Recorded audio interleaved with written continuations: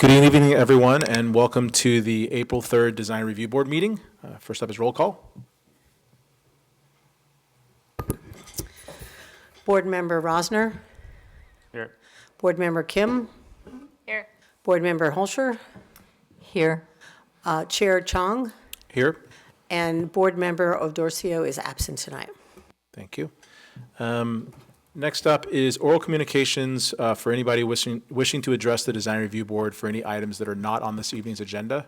So if you have anything that you'd like to bring up that is not on this evening's agenda, if you could come forward. If you're on the Zoom call, if you could use the raise hand feature at the bottom of the Zoom screen to let us know, and we'll let you into the room.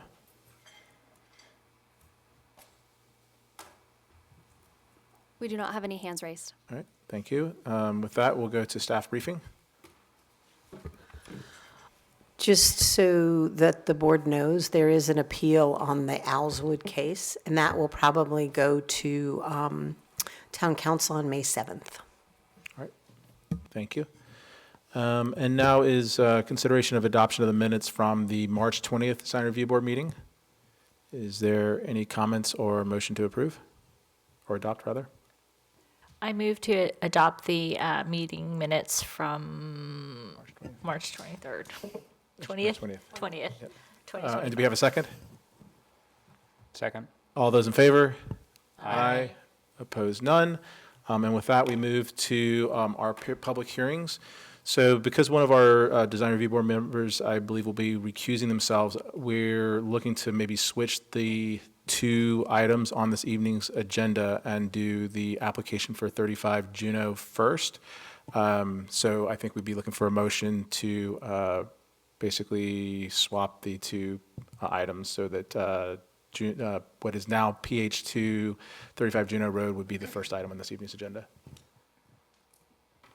Motion? Motion to switch the agenda items. All right, and do we have a second? I second. All those in favor? Aye. Aye. All right, and with that, we are ready to hear the first item on this evening's agenda, which is now 35 Juneau Road. If the applicant could come forward. The format that we'll use this evening is the applicant has up to 20 minutes to present, at which point we might have some questions, but we'll definitely open it up to the public for anybody that wishes to come forward. Members of the public will be given 3 minutes per individual. And after that, we'll provide the applicant an additional 5 minutes to address any of the concerns that might have been raised. And with that, that's all you. Can you hear me? Yeah. I can hear you. Will you control the slides? Do I just have to say click, or is there a? I'll come bring it to you.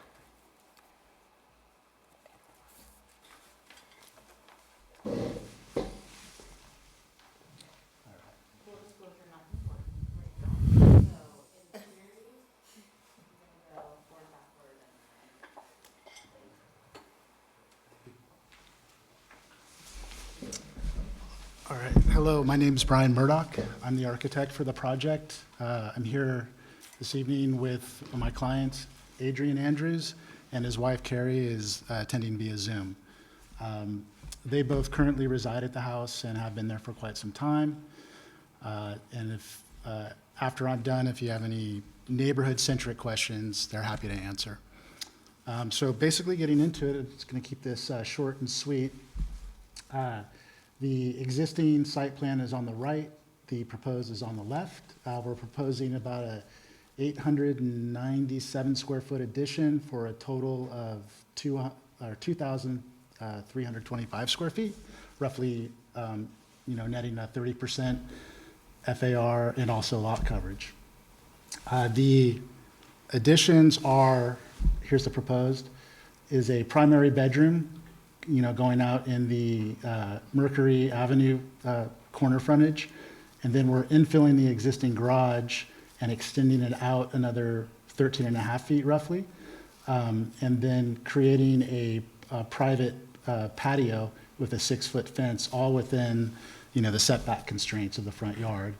We're moving the parking over here for 2 reasons. One is to get, more space in this area of the house, but also for safer ingress, egress of vehicles. Currently, they pull into this driveway, park, and back out into the middle of an intersection at Mercury and Juneau, or stop back in the middle of the intersection, So now they will enter and then exit further away from the corner down on Juno. Let's see, going forward.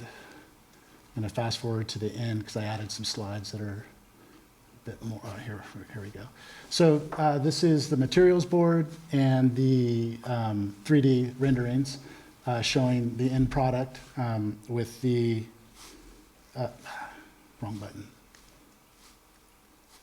Sorry. Okay, with the bedroom addition here and the extension of the garage coming, or garage infill coming out here, the new driveway, and then this is the new front fence that encloses the patio area right here.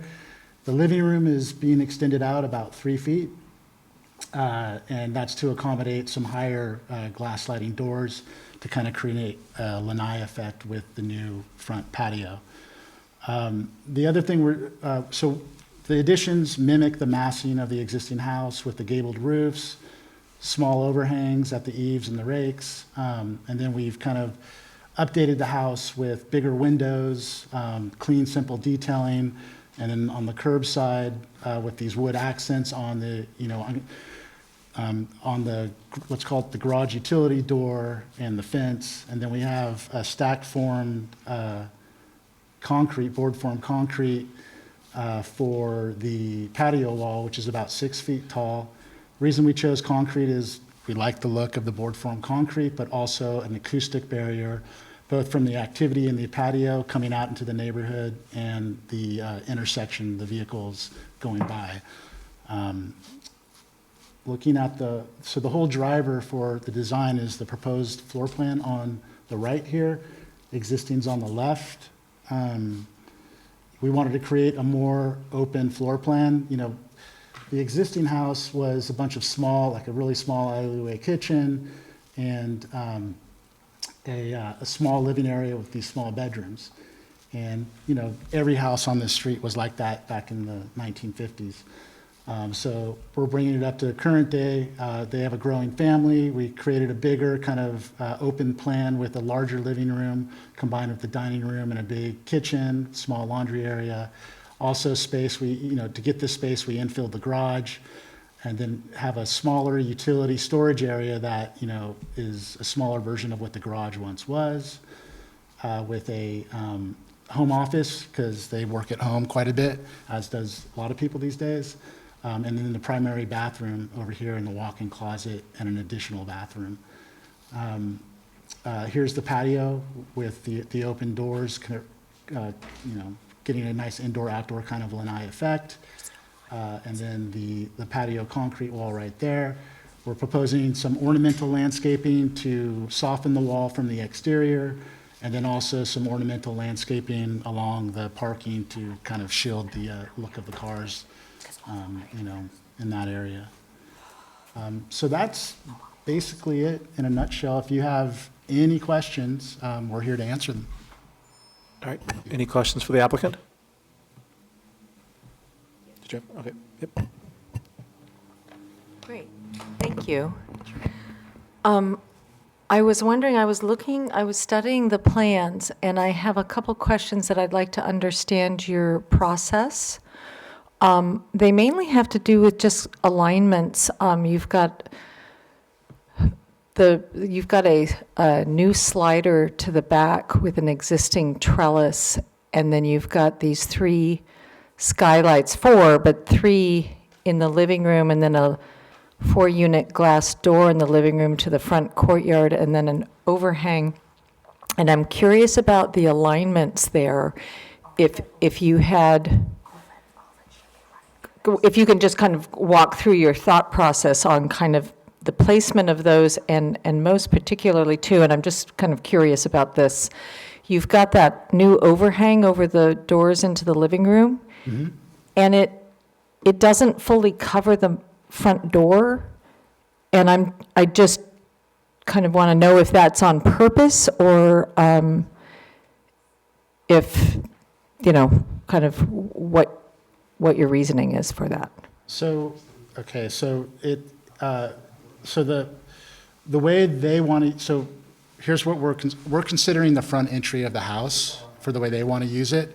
because of the small kids. You know, they have another kid on the way. So we're considering, you know, the way it's really going to be used with the call button is this gate will kind of be the barrier between public and private, right? So that made the secondary, let's call this, you know, the main locked entry to the house, this was kind of secondary. So we weren't kind of dressing that up as a focal point, and so we let it go by the wayside for this overhang. The overhang, we wanted to minimize it as much as possible so as not to enclose this space too much, to keep it as an outdoor space, but enough to shield so there was enough coverage to leave the doors open when it was raining, that kind of a thing. And so this wasn't really secondary. It is heightened a little bit to allow some relief from the top of the front door. So, you know, so I'm not too concerned with trying to align it with the door. It's centered on the room, right? So that was the main positioning of the door. The doors are centered on the room? The doors are centered between this wall and, oh, clumsy thumbs. Sorry, let me go back there. Okay. Yeah. Oh, it looked like they were slid over. Okay. No, yeah, so, and then this door is a function, we had to keep it off because of structure, but then the skylights have no relation. The skylights are actually meant to be between existing framing, so we don't have to reframe the whole roof. And so the framing's 24 inches on center. These are 4 feet wide, so we header off one framing bay and stick them in. And so you can see that's a 2-foot bay right there, right? And so they might have to adjust 6 inches to one side or the other when we do the demo. But, so that's the process that we kind of evolved it through. Thank you, I appreciate that. Any other questions from the board? All right. Actually, I think we need to just take a quick pause because the Zoom, no one's getting audio. So I think we're working to solve it. So if everybody could just sit tight while we do that. Yeah. Yep.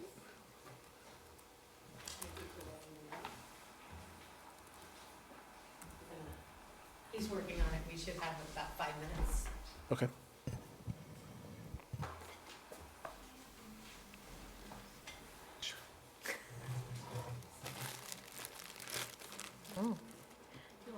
Yes, please.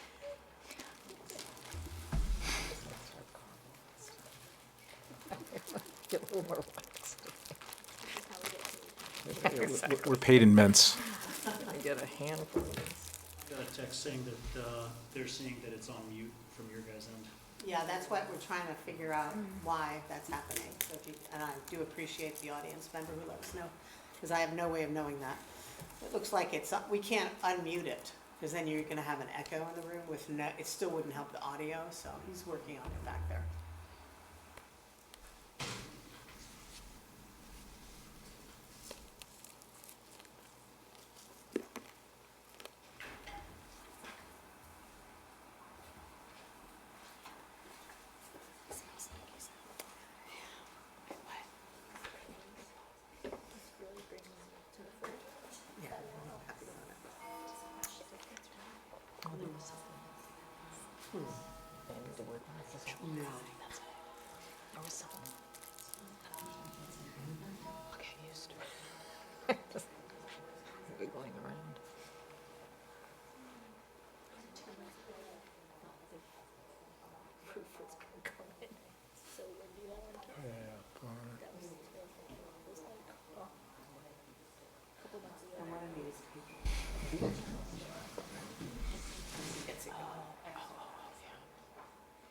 Well, we can't do anything, it's all part of it.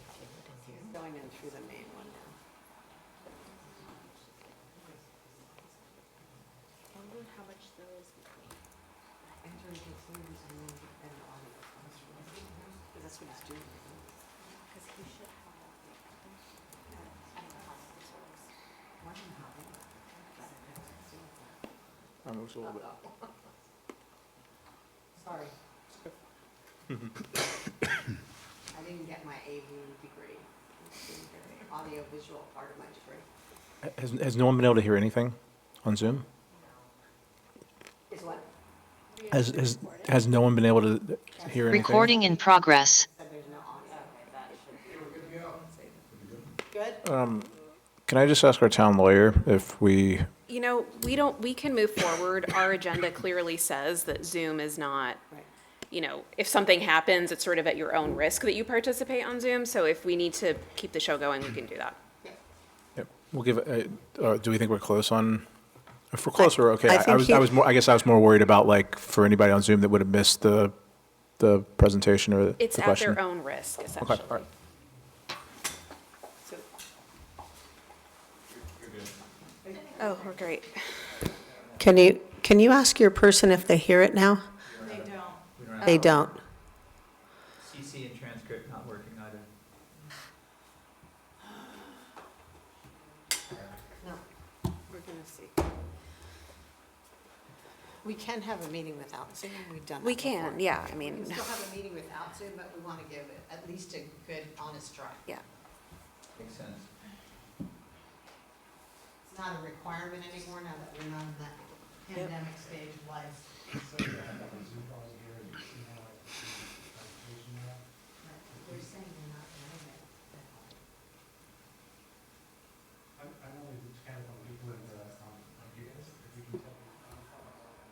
How many people are on the Zoom call now?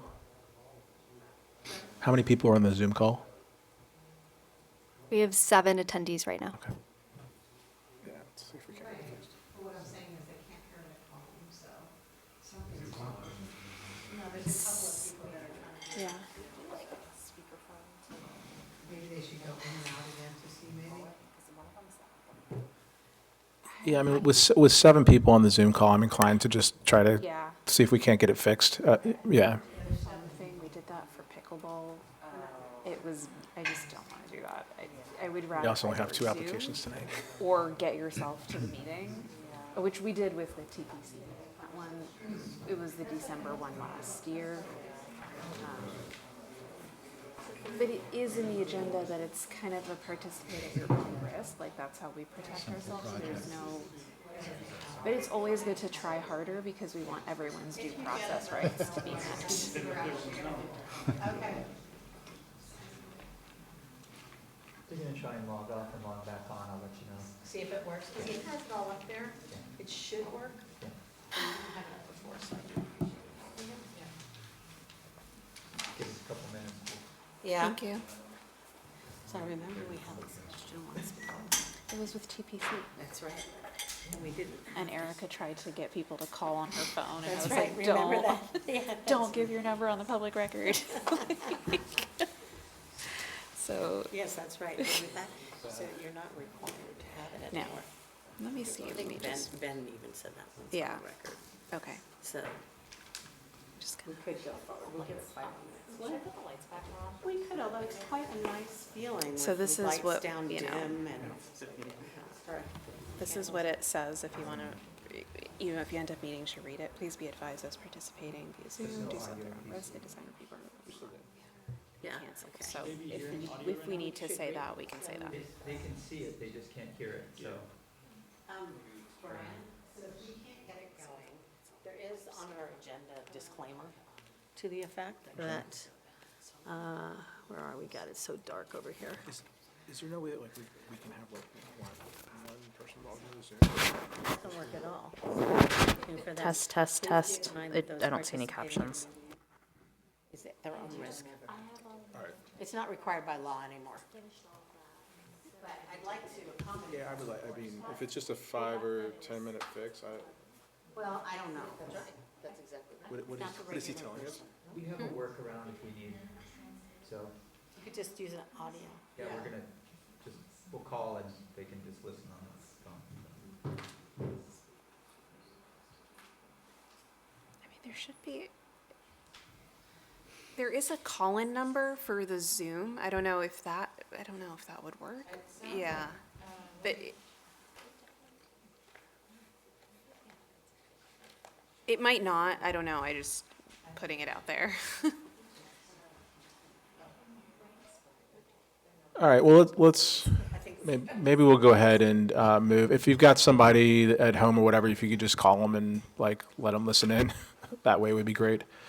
All right, so resuming here from our AV break, I think there's an additional question that, Yeah, I had two questions. One's maybe for staff. It says this this privacy wall is 6'6". Is that, how do we think about that wall requirement versus fence requirements? And The one in front of the patio, yes.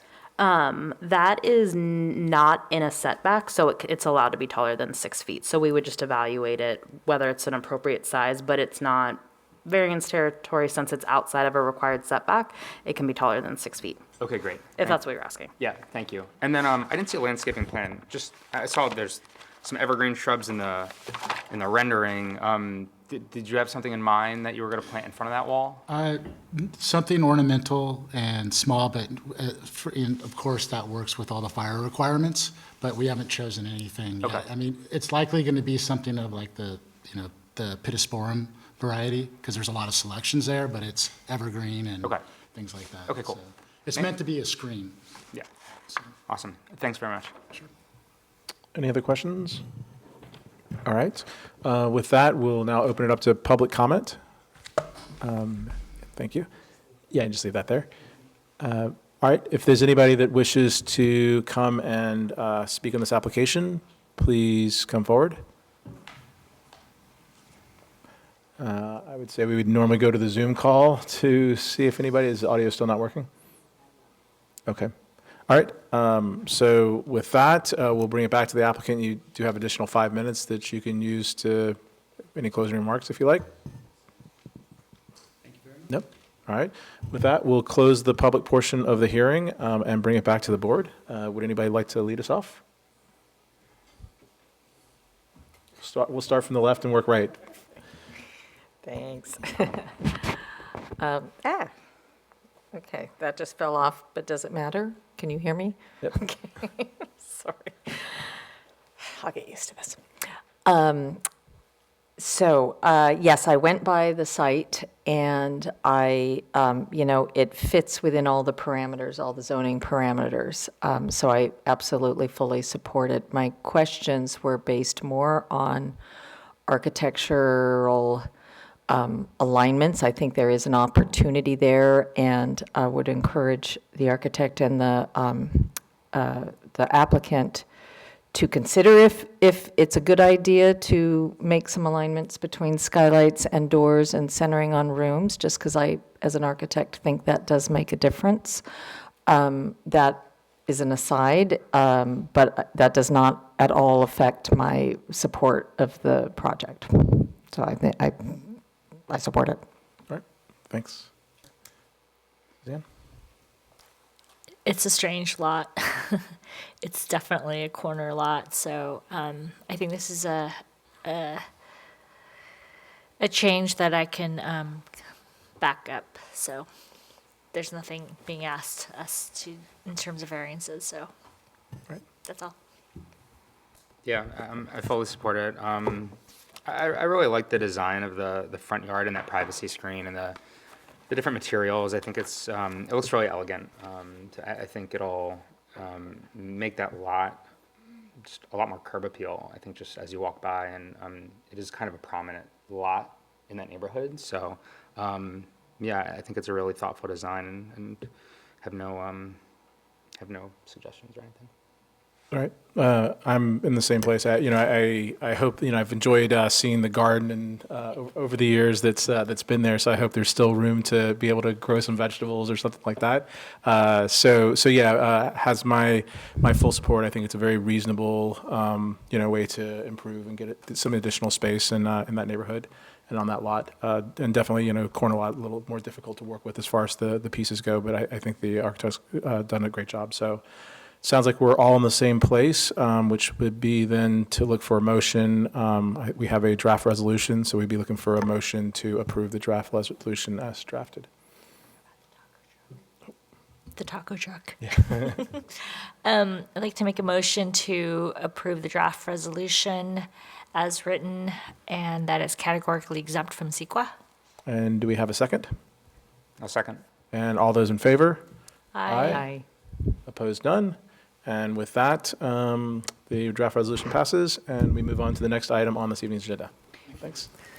Okay, is this when I Yes. say what I have to There you go, say? say what you have to say. Right. All right, Chair Chung and fellow board members, I need to recuse myself from this matter to ensure a fair and unbiased decision-making process. The applicant seeking approval before you today is a close personal friend, and my participation could create the appearance of bias. In keeping with due process requirements, I will not take part in any discussion or vote on this item and will leave the dais during this deliberation. Thank you. Thank you. All right.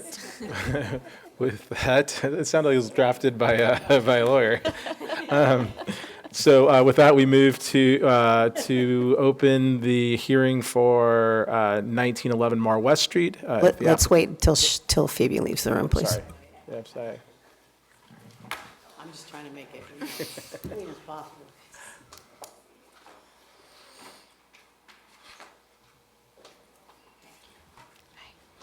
Send you some dates.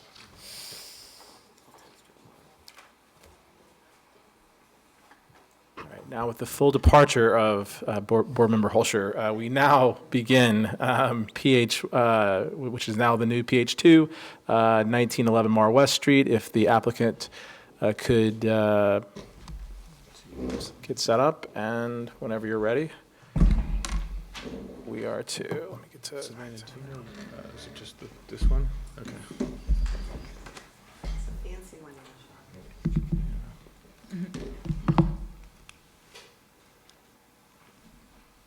Let's see.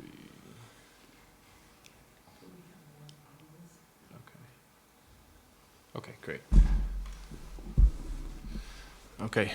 Good evening, everyone. I'm Sean Bailey. I'm the architect for this project, and a couple team intros to start.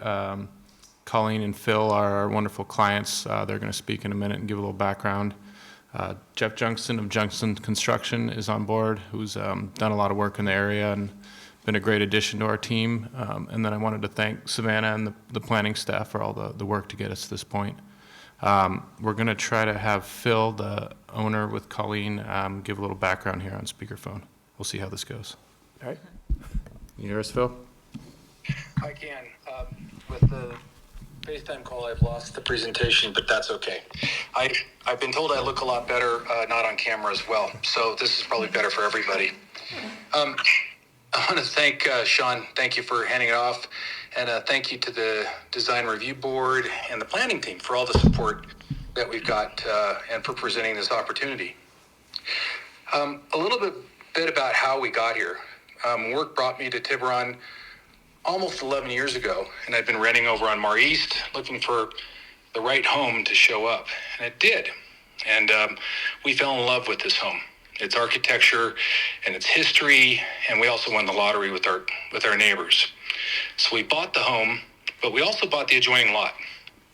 Initially, we bought that adjoining lot to deconflict an historical encroachment issue, and then we were going to deconflict that issue by separating the lots or creating enough space on both lots with the intention to develop the lower lot. But instead of developing the lower lot for sale, we've decided to merge the lots. So what you see today is the product of that merging of 1911 and 1915 Mar West with the design that you see on it. So just to put it in perspective, this design that you're seeing tonight, this is Colleen and my forever home. For our family and friends to visit, and for room for nieces and nephews and grandkids to come and hang out. We live in a pretty small home right now, so this is a fairly modest addition to a very small home. And, really keeping in mind that we're not using a ton of the lot that we own because we like it the way it is. And we want to make sure that it had the correct impact for our neighbors, as well as being appropriately sized for us. So I'll close by just saying our goal tonight is to share our design, answer any questions that you might have, and then to seek approval, to move forward with this project, as quickly as we possibly can. So with that, I'll turn it back to you, Sean. And again, sorry that I can't be there in person tonight, and I'm sorry about the Zoom issues, but happy to listen to the conversation as we go. Thank you. Great, thank you, Phil. All right, we'll jump into the design here. So I think I'm not sure if you all got a chance to visit the site, but it's on Mar West, a really beautiful site right above downtown. I won't focus too much on the zoning parameters, but stress that we always try to come in not asking for variances, and we were able to do that in this case. And we can go over any details in more detail if there's questions. So the current house sits near the top of the site, and we really wanted to try to site the addition as far as we could up the hill for a number of reasons, but neighbor concerns were a big part of that.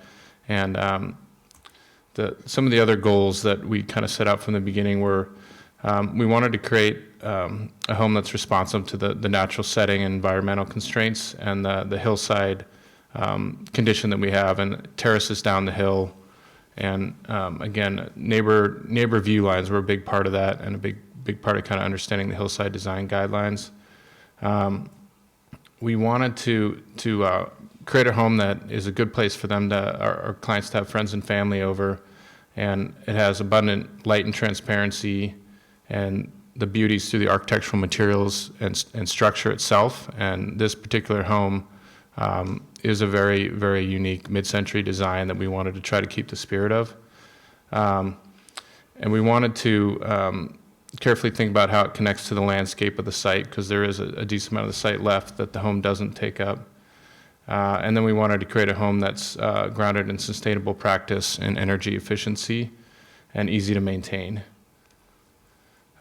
So this is the current home, and it has a really unique and I think special history. Peter Berg, he was a very well-known architect.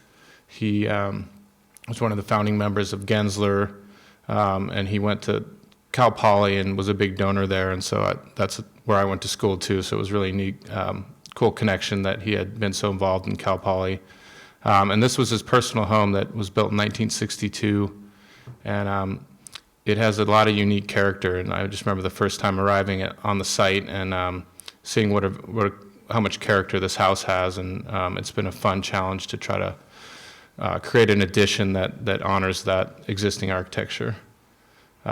You can see a couple unique things. It's really a sort of a cube on concrete piers, and then the inside has some really unique carved doors, sunken fire pits, and a really beautiful credenza, and it just sort of looked like an architect's home and a lot of really cool details. There is a CMU core that sits below the current volume, so one of our material choices was to try to pick up on that with the concrete tile, and that's the beige material here. There is some cedar vertical siding, some board form landscape walls, and the top volume we've elected to try to keep the kind of dark blue-gray shingles and retain that character. And then we have some exposed structure that would be Doug fir columns. So the plan diagram, this is the lowest level. There's a new 670 square foot garage and a just under 500 square foot ADU proposed on this level. The second level is kind of tucked under the existing house. The existing CMU core is where we have a new stair that carves down from the existing level above, and this is all the main living levels with some decks. And we tried to pick up on the sunken fire pit that carries out to the exterior here, some of the really unique design moves on the upper floor, trying to find a way to bring them in here. But this is all the living levels, dining, kitchen, and then there's pantry and mudroom, and the front door is on the right side of the screen here, kind of near where the existing front door is, but one story below.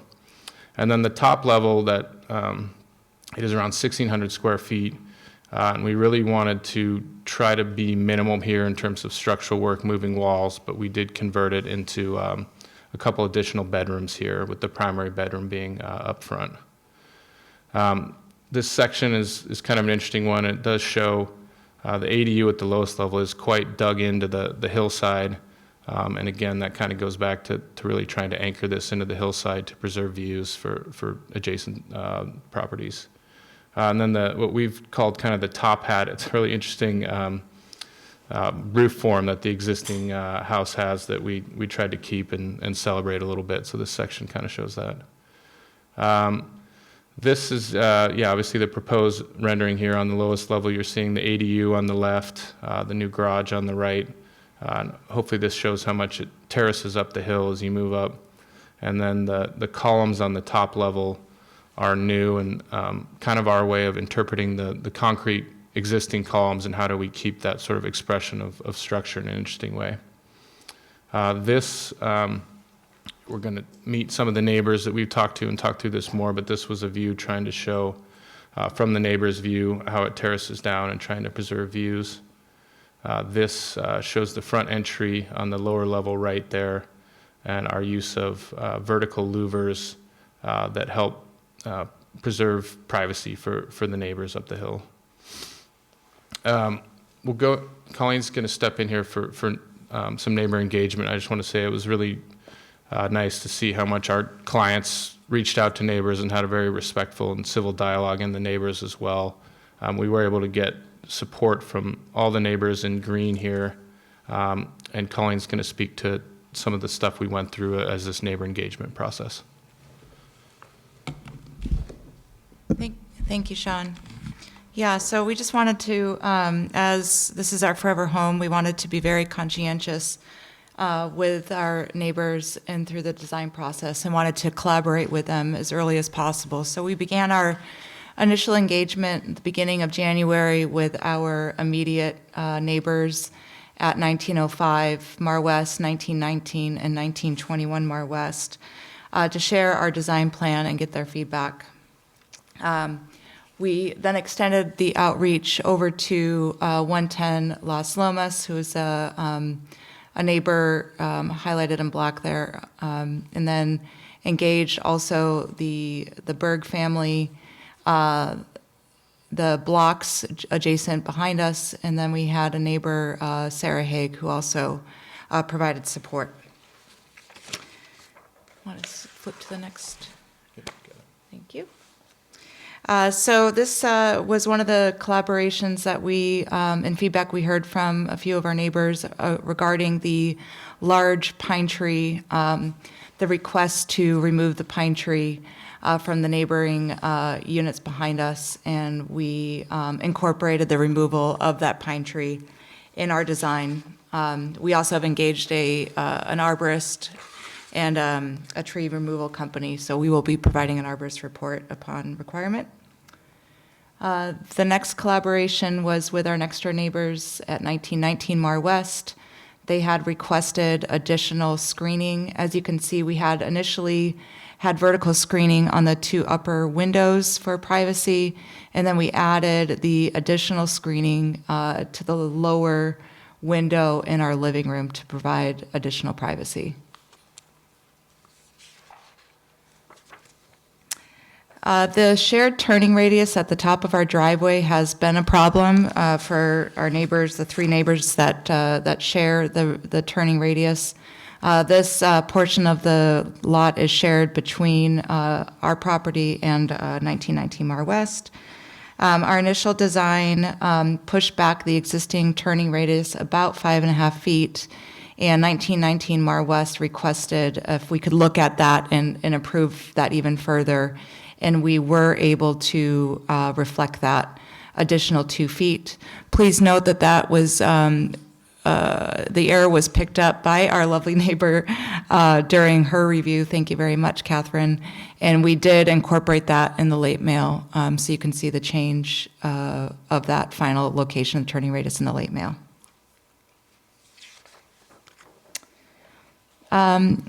All right, so next is 110 Las Lomas. So just wanted to take a bit of a deeper dive into some of the concerns shared by the property owner.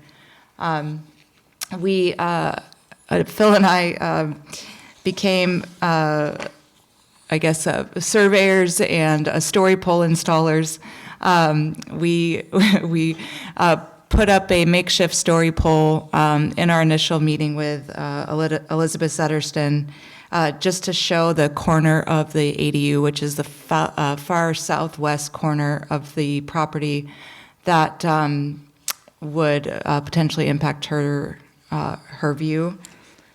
If you could flip the corner, yep. So the top picture is a drone photo taken with the backs to the bay in the city skyline across our property, where you can see the windows of concern shared by the property owner. The bottom right is a photo of the dining room. You can't really see in the photo, but the upper left pane of that glass is essentially the location of the new project and story poles. And there was also shared concern at the lower level of her property bedroom view. And as you can see, there's a large hedge wall there, and no story poles there on site.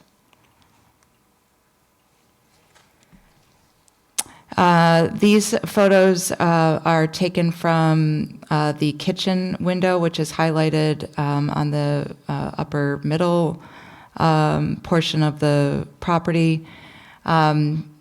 As you can see, the block that's highlighted on the left is showing the location of our proposed site. And then photos taken to the right show her expansive view that is across the current vacant lot. So we would consider that a borrowed view across the vacant lot. And so after review, and we had a second review of pushing back the ADU 2 feet, and our makeshift story pole made it back the 2 feet, and we shared that with Elizabeth. She did say thank you for providing the additional view improvement. However, there were still concerns over the balcony on the ADU that could potentially block our neighbor's lawn area. So we did push back, reduce the size of the ADU and push that far as we could back into the hillside an additional 2 feet, and removed the balcony off of the ADU to help improve her concerns. This photo, the area highlighted in red is the portion of our lot that we are currently not developing. We've seen some original renderings of projects with development right in the middle of the property. We've been very conscientious about tucking this project up into the hillside, and we are roughly developing only 10 to 15% of that lower lot. So we're taking advantage of the hillside and the neighbor, and ensuring we're not taking advantage of her views. So we just wanted to clarify that there. And I'll turn this over to Sean, as we had some additional concerns over views from 1919 Mar West. So I think this one, it's always hard, and we have so much sympathy for neighbors going through this. I think this one, this window it's made it a bigger challenge by both existing homes are extremely close together. And in fact, there's a small portion of Colleen and Phil's home that's in the side yard setback, and then this original structure and rebuild is in both the front and rear yard setbacks. So I just think it's worth pointing out that this window that we got is a window on the lower level. I believe it's a bedroom, and it is in the setback. So obviously it's harder to make the geometries of our design work when they're that close. So there's some existing conditions at play there. So. And I think that's it. I would just add, I think Colleen did a good job covering the neighbor engagement, and I do think we did everything we could to push the house up the hill. And I think that the building envelope you saw in that diagram, there's quite a bit left. And I do think it's worth mentioning it is an ADU that's held back quite far from the property line when it could be 4 feet. Not saying we would ever do that, but I think it's worth mentioning it is an ADU just because those are treated a little different by code. But yeah, we'll welcome any questions, and thank you all for your time and listening. I just want to leave it up. Did Phil or Jeff have anything to add? Phil, you got anything? No, nothing here. Thank you. And I'm good. Okay. Excellent. Thanks. Any questions from the board before we open it up to public comment? I have a quick question. You said that the corner room of 1919 is in the setback. Do you know how much? It's about 3.9 feet. Because I don't see any plan. In the lower right there, let me see if I can get this pointer to work. Okay, so that's the window, and these green lines are the setbacks. I don't have an exact, I think it's in between 2 and 3 feet there. So that was an existing condition. That was when we Yeah. looked at that building, I think a couple years ago or 3-4 years ago. Yes. Okay.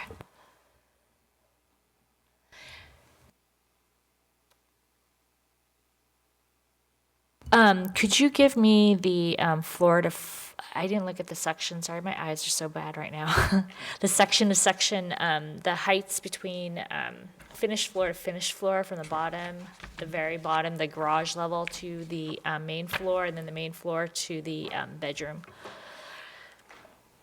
So garage up to the finished floor of the deck above is I'm gonna turn some lights on, please. 14'4". Uh-huh. And then the next one is 11 feet. Okay, thank you. I have a Good. couple of questions. Power lines that are like running through, like right next to that pine tree, are you doing anything with them? Are you leaving them? Are they impacting any of the build? We wouldn't plan on addressing any of the power lines per se, if there was anything in the way. I wouldn't plan on trying to engage PG&E right now. It's rather difficult, but we wouldn't change them. Okay. The only way to do it would be underground, and it would be rather challenging to do that with PG&E right now. Okay. And then I did want to just ask a little bit about the landscaping kind of in that corner with, you're removing the pine tree. I didn't see anything planted in its place. And it seems like maybe like it's a eucalyptus on your immediate neighbor's house that then like substantially comes over the fence. Can you talk a little bit about like, I'm assuming that area is going to be cleaned up a little bit. Is there any plans to kind of, there are obviously substantial screening right there. I don't know if there was any plans. I didn't see them specifically on the, I may have missed them, but if you could talk to that. Sure. The plan is in development. We can provide additional screening. There's a retaining wall just planned southwest of the stair heading down from the upper floor down to the ADU level. If additional screening is preferred by the planning department, we would be happy to provide that. Okay. Thank you. Any other questions? No? All right. With that, we will open it up to the public. Thank you. If you were here to speak about this application, if you could come forward. And we ask that you state your name and address for the record, and if keep your comments to 3 minutes, please. Okay. Hello, everyone. Thank you for letting me come forward. My name is Elizabeth Zettersten. I live in 110 Las Lomas Lane, so we are neighbors. It's a beautiful design, by the way. I like the house from certain angles, not from my angle. So I just want to give my perspective. I live in Old Can you Tiburon. speak in the mic just a little bit, because we're not getting it? Historical neighborhood, small houses and small lots, so I understand it's tricky to expand and build. My house was built before this house was built, the first section that is now being expanded. It was built in 1952, so it's been standing there unobstructed for 73 years. And the original house was built more uphill, so it did not obstruct anything. Now when the lots are combined and the house is being built, that's when I have a few concerns. Financially, of course, I feel my property value will go down when I have views blocked, including the downtown San Francisco, Angel Island, and the Tiburon Hills. There will also be some decreased lighting for me, and I would have this brown, big, I don't know, Mexican border wall in front of my kitchen and dining room windows instead of the open space that was there before. The house is unfortunately impacting the most important rooms for me. It's the living room, dining room, and kitchen. So I'm not talking about toilets or bedrooms. It is a big house. I think it's 3,500 plus the 500 ADU is kind of 4,000 square feet structure, and my old house is 2,000 square feet. So it is looming a little bit. So I'm very grateful that they took away the balcony at the ADU that was sticking out. Thank you so much. And also from squeezing 2 feet back. Thank you.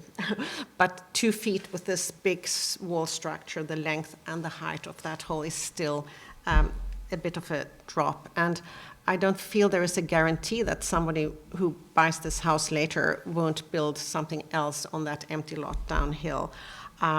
What I was hoping for, that there could be maybe some slight adjustment instead of building 100% of this house outwards, that it could be maybe 70% out and 30% up or something like that, that there was some wiggle room there to improve my quality of life in a house that's been standing unobstructed for 75 years.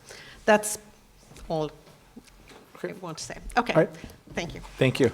It was very low tech, and I didn't have any pictures, and obviously would have chosen other pictures. Thank you.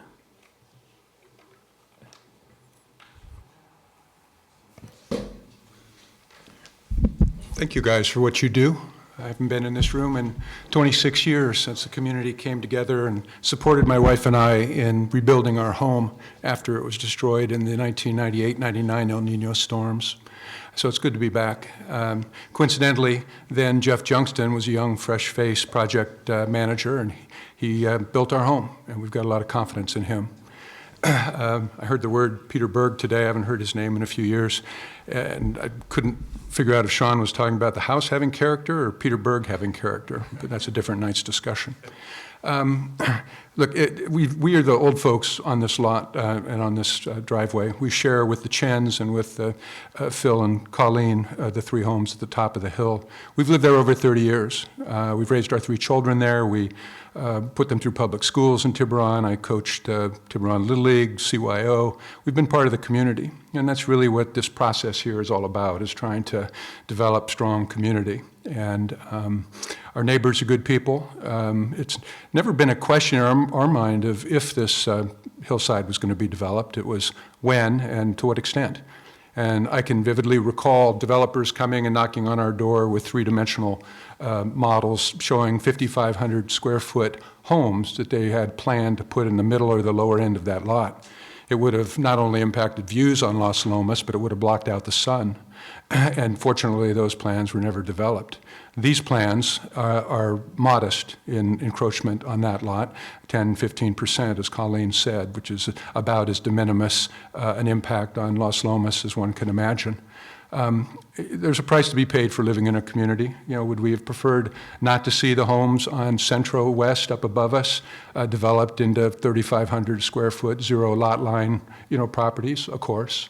We've got a construction project going on right now, 50 feet from our front door, but we're willing to support the Chens in good conscience because everybody should have the right to develop a property to its fullest extent. And as far as Colleen and Phil go, not only are they good neighbors, they've been good people, they've been collaborative. I know a little bit about collaboration. I've been a professional mediator for 40 years and mediate large construction problems around the country. No, I don't want to be on the design review board. But they've spent a lot of time going around the neighborhood trying to make sure the projects are workable for us. And I'm not without empathy for those whose views may be impacted. But I think that this project is not only well-designed, well-planned, well thought out. It's going to be built by one of the best builders in Southern Marin. I know Jeff to be both responsible and responsive. And so I urge the adoption of this plan in its entirety. Flaherty will support it, as will the Chens and all the other neighbors that live on our driveway. And just think that it's a good thing for our community. So I appreciate your time. All right, thank you.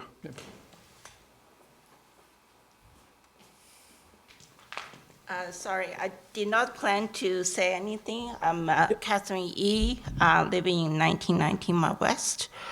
Just my husband, he dialed in through Zoom, and then it's muted, so he cannot say anything from Shanghai.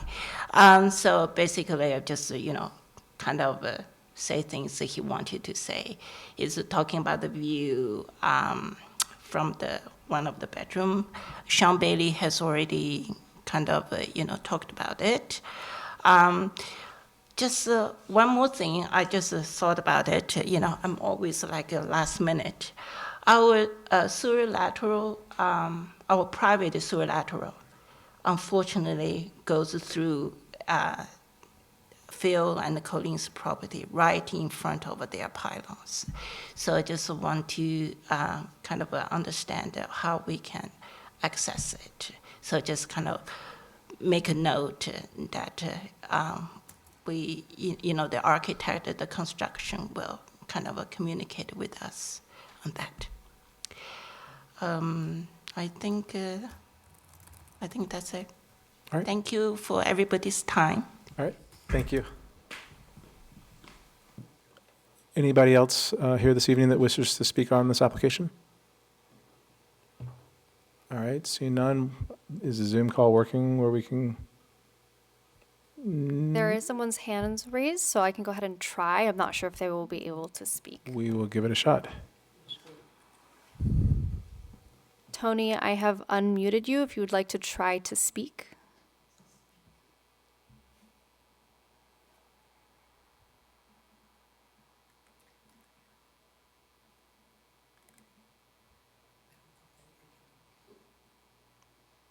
Okay, doesn't appear to be working. That Thank you. it's working. All right.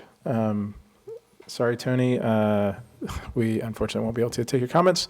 With that, we do provide the applicant an additional 5 minutes to come back up to address any of the comments that were raised.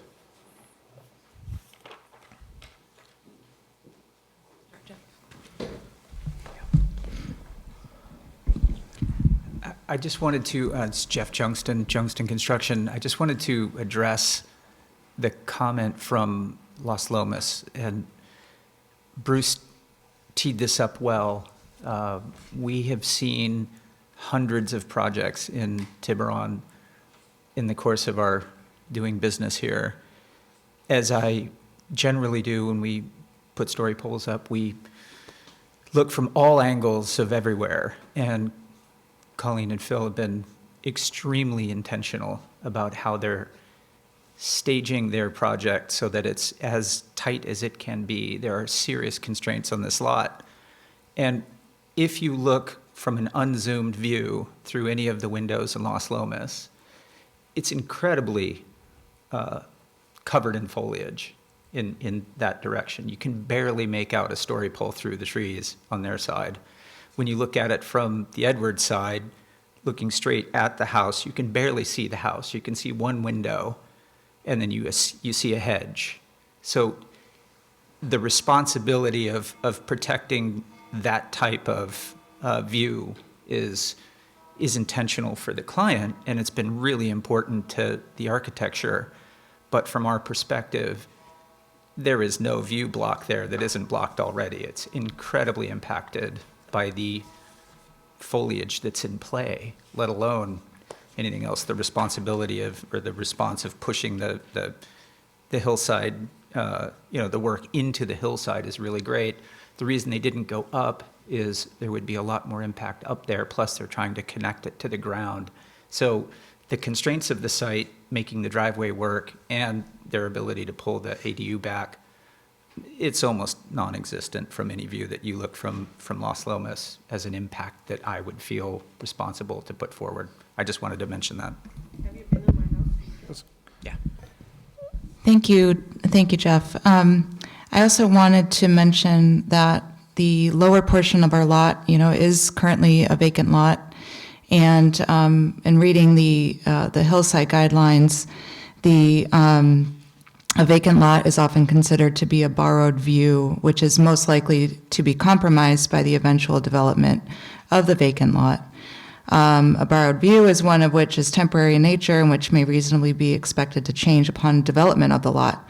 Consideration may be given to preserving portions of a borrowed view if this is the only substantial view for a neighboring home. And borrowed views over adjacent or nearby properties are likely to be affected by new development. And I would like to say that to Bruce's point, yes, we could have developed smack dab in the middle of the lot, or even placed the ADU smack dab in the middle of the lot. But we did be very concerning and conscientious, hence the amount of conversations that the 2 site visits that I've had personally, the site visit our architect had personally to the neighbor to help preserve her views when only a very small portion of our vacant lot is being developed, tied up, and impacting a peripheral view when there are expansive panoramic views from windows on our property.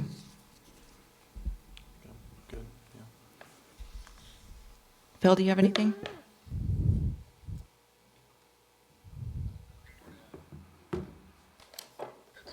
Thank you.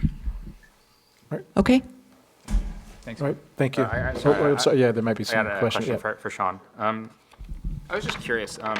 So it seems like as the design, you're kind of offsetting as you go down closer to 1919. I was just curious, like some of the reasoning for that. Like, did you look at offset the other way? Were there constraints? Just Sure. Yeah, I think offsetting towards 1919 was getting away from the Los Lomos neighbor, so that was a big part of it. The other component, I think, is driveway access. We're putting in a new garage off the driveway, so instead of trying to eat up a large part of the site with driveway to get over, so that was part of it too, but I think the biggest thing was what's appropriate for the neighbors.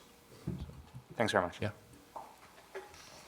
Any additional questions? I have a question for staff. I know we can't comment on ADUs per se, but we can't comment where they're located. We can't comment on any aspect. So wherever they're plopped down, we just have to take it as a given. We cannot comment at all. As long as they meet the standards, that is correct. Okay. So in other words, they have the correct setbacks, they're the right height. Yeah, So we can't comment at all. that's correct. Okay. Any additional questions for the applicant? All right, so seeing none, we'll close the public portion of the hearing. Thank you. I have, before we get started, just a question for staff as far as lot lines. When were kind of the lot lines originally established for this neighborhood? Or this area? I know I'm kind of hitting you with the out of the blue question, but They were developed in 1962, so I would imagine that's when the lots were developed. the lots were developed in It 1962? looks like that. Go ahead. The homes were developed, it looks like in the early 1960s, so they were probably subdivided late 50s, so prior to the incorporation of the town. Okay. All right, and then also just to make sure that we're clear, so right now legally this is one lot? Okay, and what would be the process if there was an attempt to try to separate it in the future? They just merged those lots. Okay, what's that? Those lots were just merged. Right, so, yeah, so they were merged, but if there was an attempt to They would have to subdivide it. subdivide it, okay, Yeah. all right. That would be under SB 9, right? So, Not necessarily, but, okay. not necessarily. But possibly, yes. But not necessarily. Okay, so with that, we'll get started. We started from the left last time, we're going to start from the right this time. All right, if you, No, I just raised the SB 9 because it actually simplifies the lot division, so that it's much easier. It's becoming much more of a ministerial process to subdivide lots. So, given that statement, and I can't say anything about the ADU, this is a very nice design, and I did go to 110 Las Lomas, And from the kitchen, I felt that the impacts were minimal. From the dining area, if you get rid of the pine, it actually opens up the sky a little bit. I think the biggest issue for me is understanding the screening plan and the landscape plan, which I don't see anything on here, and I think that would sort of help me understand how the context works there. And also, in terms of privacy, I think that would help with the stairs that are coming down to the bottom level, because I was just like looking at those stairs and it just goes straight into, you would see it, go straight into the view of the dining room of 110 Las Lomas. So I think a big thing is just, for me, is landscape plan, and just understanding that. Yeah, so I maybe would love to hear kind of your elaboration on like what you would want to see in the landscape plan. I think screening and not seeing Screening of the, the new structure. Yeah. okay. Yeah. Okay. And I know that in the foreground there's planting there, but that's in the mediating lot, so it's neither the Las Lomas lot, it's not the applicant's lot, it's somebody else's lot where there's planting. But it'd be nice to see additional screening on the applicant's lot itself. Yeah.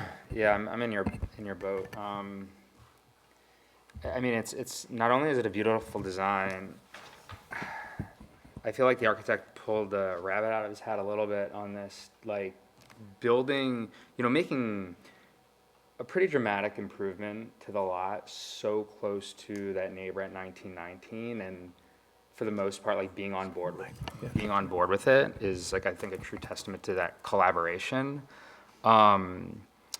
I do, that is why I asked a couple other questions about the landscape plan. I think that, look, I hate impacting anyone's view. And when we look for alternatives of development, we weigh that a lot. I do think, correctly stated, if this were to be developed down the hill on the original 1911 lot, you would have a structure now in the middle of that view corridor, which I think would be a lot worse for the neighbor at 110.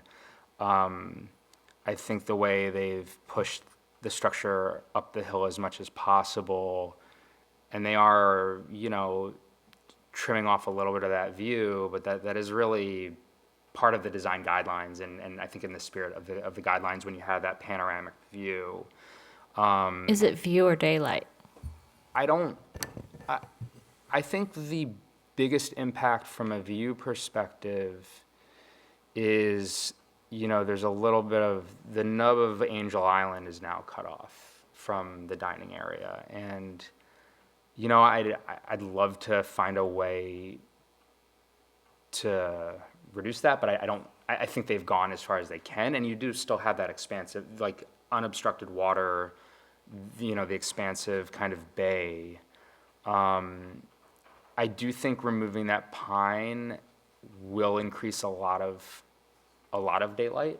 I think it's much taller than the structure. I think figuring out some appropriate screening so you're not looking at the structure, I think there's this kind of a win-win from a light perspective. I do think it's unfortunate there's this, like, I think it's yucca, like, kind of in the middle, which is adding a lot of kind of noise to the just when you're looking in that way, which, hopefully it'd be very neighborly for whoever owns 1905 to kind of collaborate with, 1911 on kind of working to make that just a more pleasant view for 110, since that does affect, that property the most. I would be in favor of discussing a condition for, like, a replacement of the pine to add some screening. I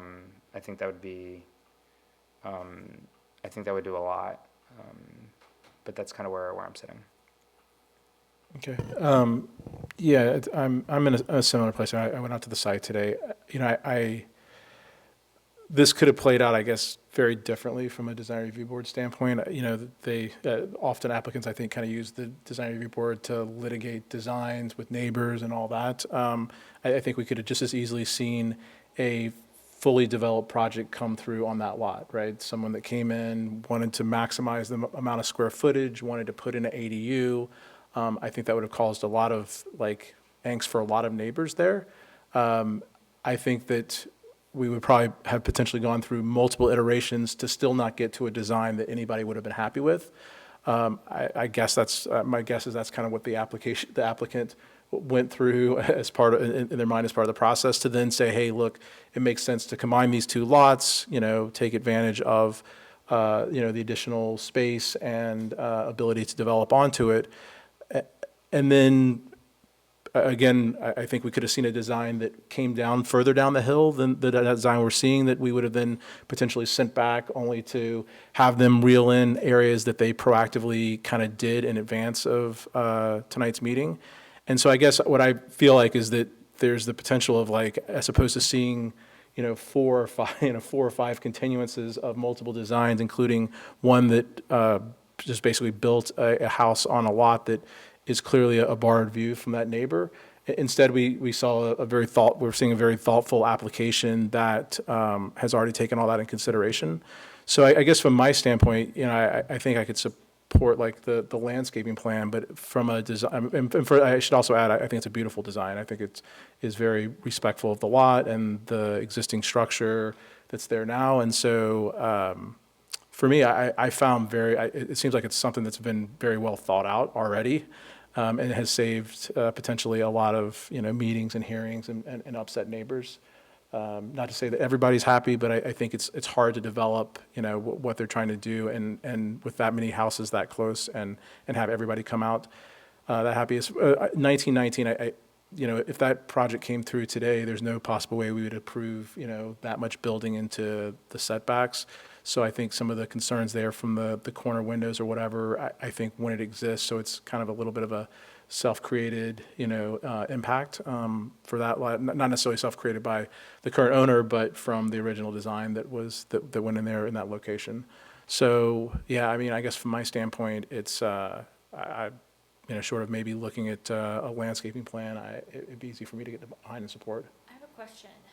So the Angel Island. Can you either turn your mic on or go? The Angel Island view, if the garage face were pulled back, could you regain some of that? Because right here, you're seeing a garage with a walkway here. And I'm wondering, they could put a door here and slide this over a little bit. And I'm just wondering, could you regain the view of Angel Island by pushing that back? I can't tell.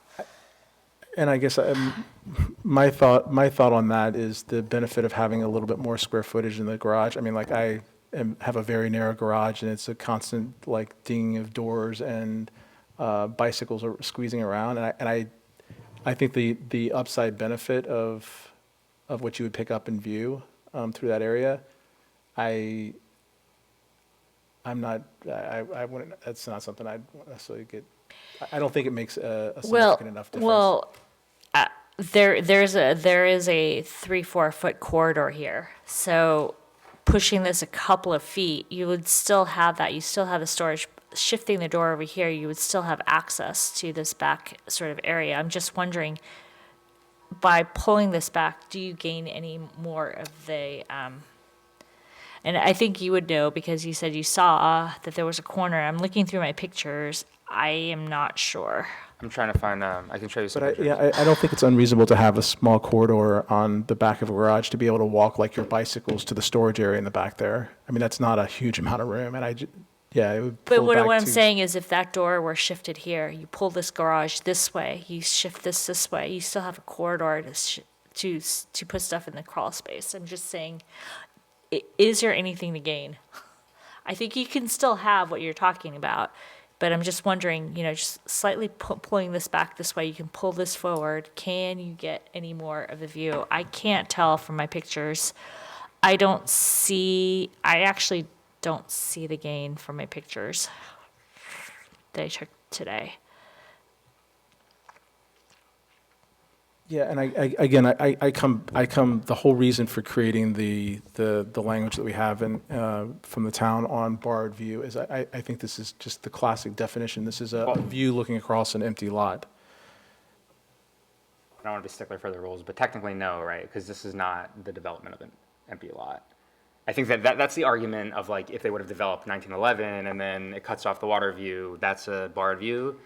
All this is being developed on the original lot.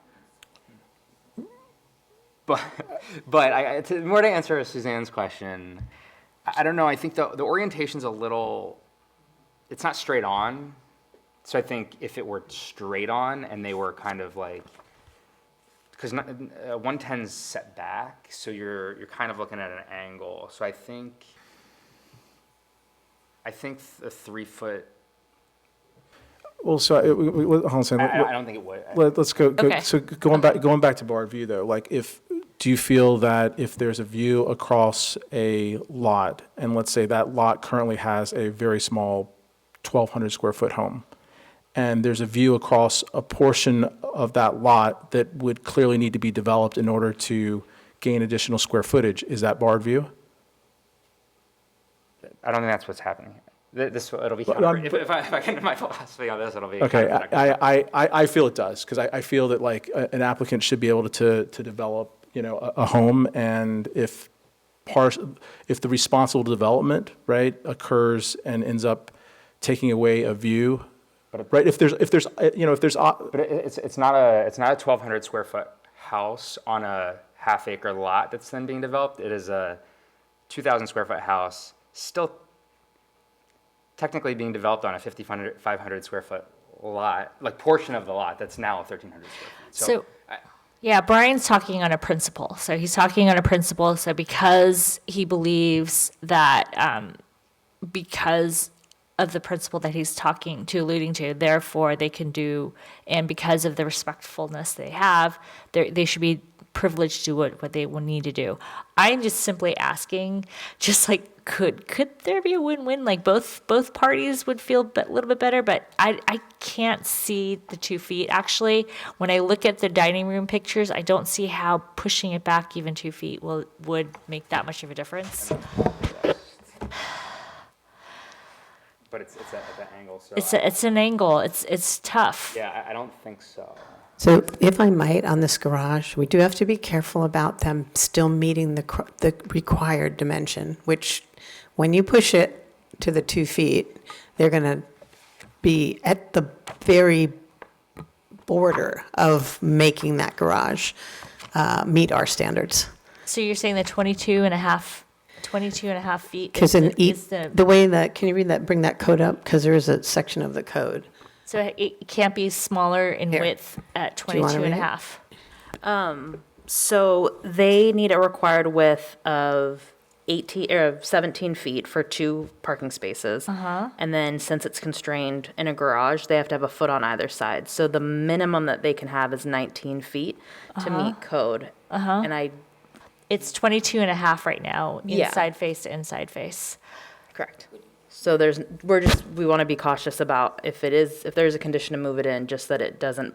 Because they still not have to less than open 19. doors, Yeah, et but- cetera. There's like 5 feet of storage. I think that's what you were saying, right? There's a walk. No, we're just talking about from interior wall to interior wall. Yeah, there's interior wall on the lengthwise, it's 23 and a half, and then it's 22 and a half the other direction. There's enough for a 4-inch corridor. So there is tiny bit of wiggle room. What I'm just trying to see is, can there be a win-win here where the neighbor feels a little bit like they can see a little I'm bit just more? cautioning you Yeah, with what that garage ends Sure, up being. sure. I think we do have a couple of feet, but I don't know if it'll make that much of a difference, to be honest. I just wanted to alert you guys before you went down that road. Yeah.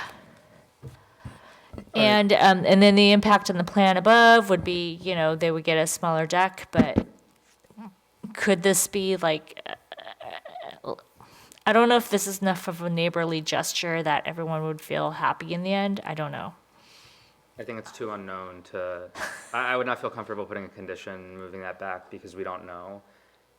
So I wouldn't vote for that. I would, Well, there's also the eave of the deck that's coming out, you know, and it's a couple of feet of planter going around, so that also sort of impacts the datum. I think it overhangs. it's not, the height doesn't, I don't think that height matters. It's not the 'cause height, it's the width. The width. It's the width. That's what I'm questioning. But, you know, I don't think these little things will actually impact it that much. That's what I'm trying to figure out. I think the eave is just a tiny little eave sticking out, so it's a little I cantilever. feel like some of this has already been like, Yes. you know, if we look through some of the comments around the changes, like there was a bigger design originally that has already been reeled back in, I guess is my thought, right? And, Yeah. all right, so. Yeah, yeah, agreed. All right, so whereas it sounds like there's maybe let's just talk landscaping plan as far as what is, it sounds like we're kind of all in agreement that there is a landscaping plan that would cut down on kind of maybe the impact of the wall, that site itself. So how do we want to? I think the challenge is like, I do fundamentally believe that for 110, out that window, with the current proposed structure and with the reduction of the big pine tree and the challenges, and it's like there's like 3 parties involved kind of to like enhance that visual. And I think it can be enhanced really well. You lose a little bit of view, but I think you could look at some beautiful screening. I think you'll get more light, more The pine is sky. coming out. The pine's But it's coming the- out, It's yeah. the middle, there's 2 trees that are in the middle on 1905, and that's where, like, I think for me, that's kind of I'm trying to figure out how we would condition, but it's like, I think it's, You're talking about the intermediary Yeah, lot. I think it's Those 1905.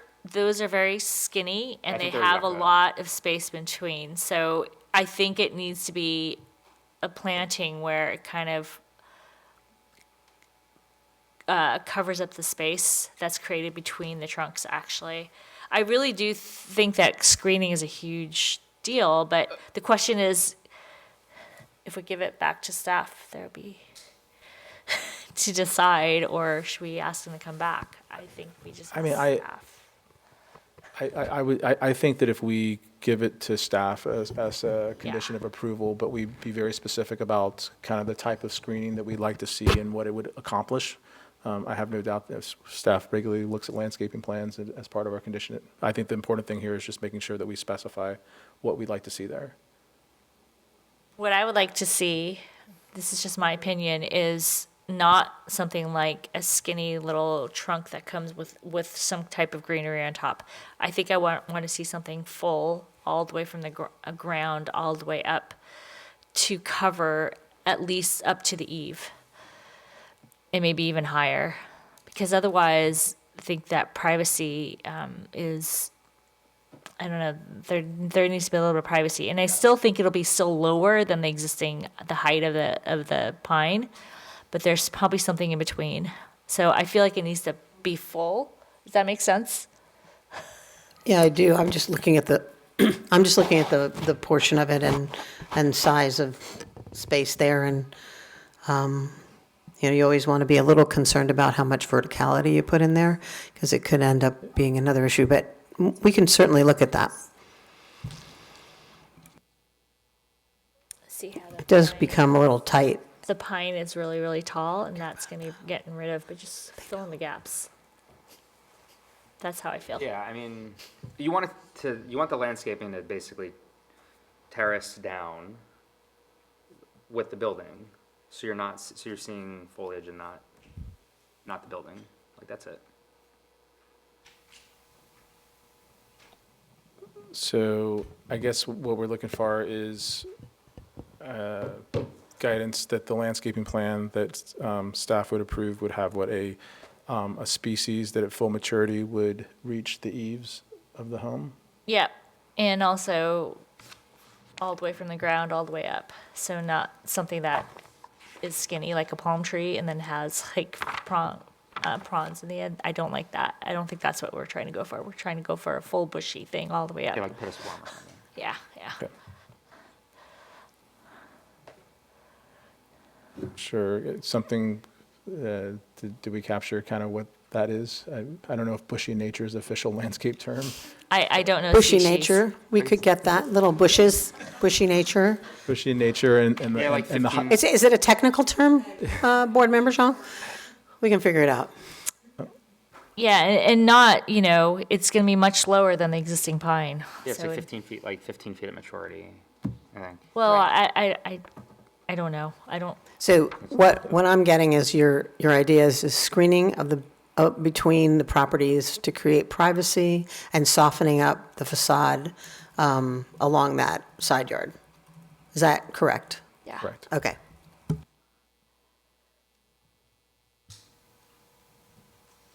All right, so would a motion, or is there anything else that you want to either add to the landscaping plan or that? No, you I feel- think that's fine. I would just encourage all three neighbors, hopefully could, I'm just saying this, like, I think there could be, if there's willingness to collaborate amongst the three of you, to clean that area up and kind of be neighborly for that set of windows that is oriented that direction, that impacts 110, would be a good thing. But I'm fine with conditions. So we can't condition I'm it not that way. conditioning. I'm I'm making just, public- I'm making a just public cautioning, I'm just cautioning everybody. They can certainly, I think they've certainly made an attempt to work with people, so I'm not worried about that. statement. Yeah, we can't make a condition that, I was just saying. all right. It will anyway. So, That at minimum, that the landscape, so the motion is to approve the draft resolution with a condition that softens and conceals the new structure. So from ground to the top of the, probably the rails or something, handrails, so. Huh? Yeah, it's the Along deck. the stairs, the Yeah, decks, yeah, the and decks. then come down to the next level, yeah. I think that's sufficient, because that gives daylighting and it softens it. yeah, so just so can we kind of read what, or kind of give us what you feel that condition would read like? And that way we can just, as part of a motion, reference that? You could say, we could say, the applicant shall submit a landscape plan that provides or shows landscaping which will grow to maturation to the eaves of the roof, and that will be of a natural material that will create screening and softening to the side facade and between the 2 yards. I think the eaves or the handrails. Eaves or handrails, because it'll step down along Yeah. the way? Yeah. Okay. Yeah. Okay. I think that captures it. Okay. Thank you. So then we're looking for a motion? I thought I made that motion. Or did you? Second. Well, Was You yours- could just- was yours I on made the- it- was yours on the you motion? did, she did make the motion. And I okay. forgot the categories exempt from secret. That's There we right, go. you need to That's do it. that Okay. part. All right. But And then do we have a second? I second. Okay, so then all in favor? Aye. Opposed? None? All right, and with that, we adopt the draft resolution with the additional condition. Thank you. All right, and with that, I'll double check, make sure there's no additional things on the agenda, and with that, we adjourn. Thank you.